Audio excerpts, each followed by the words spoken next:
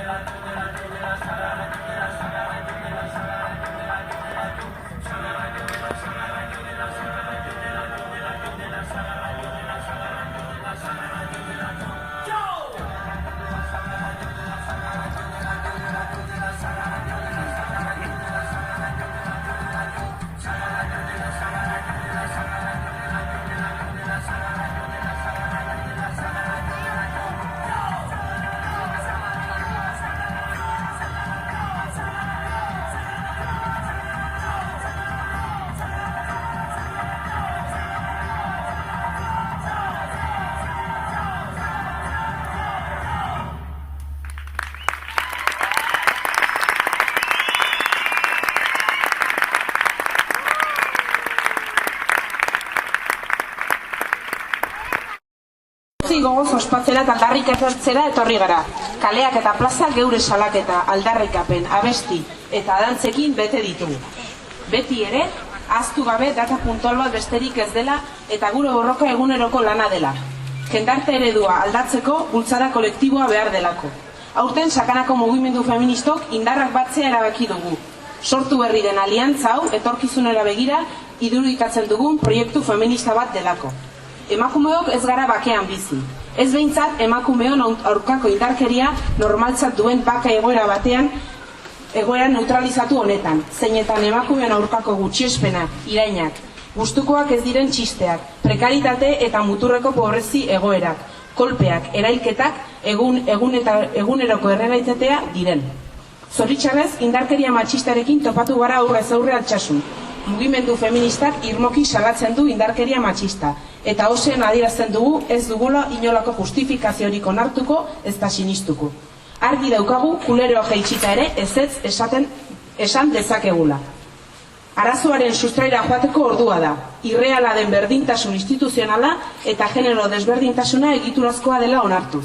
Horretarako bota ditzagun sutara edertasun kanonak, publizitate sexista, homofobia, geure ahotsen isilaraztea, emakumeon lan ordu bukaezinak, boterea eskuratzeko ezintasun politikoa. Asko jakingo duzuenez, azken denboraldian erailkete ugari egon dira munduko herrialde ezberdinetan. Kurdistan, Kolombia, Guatemala, Honduras. Elkartasun internazionala beharrezkoa da, borroka feministak bizirik jarrai dezan, emakumeon eskubideak zapalkuntzarekin amaitzeko. Horregatik guztiagatik, Bidemoreko urrengo geldialdia aprilaren 9an egingo dugu Gasteizen. Indarkeria matxistaren kontrako eta jendarte eredu berriaren alde irten gaitezen denok kalera. Bukatzeko besarkada iraultzaile bat atzo Martuteneko Gartzelan espetxeratu zuten Ainara Ladroni, gure kideari. Sakanan nahi eta behar zaitugu. Feministak egingo gaitu berri. Gora borroka feminista! Gora! Emakumeak hautsi gure katea.